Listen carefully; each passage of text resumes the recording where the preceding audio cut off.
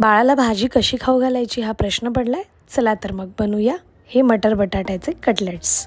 सर्वात आधी एक साल काढलेला बटाटा आणि मटार उकडवून घ्यायचेत.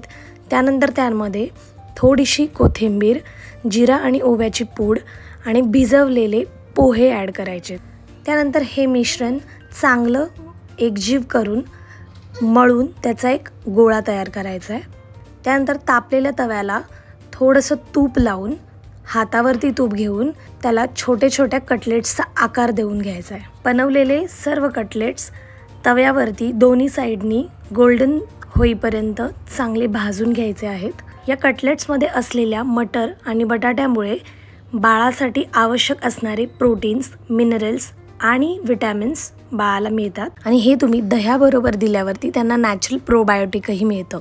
माझी 10 महिन्याची मुलगी तर हे खूप एन्जॉय करत खाते.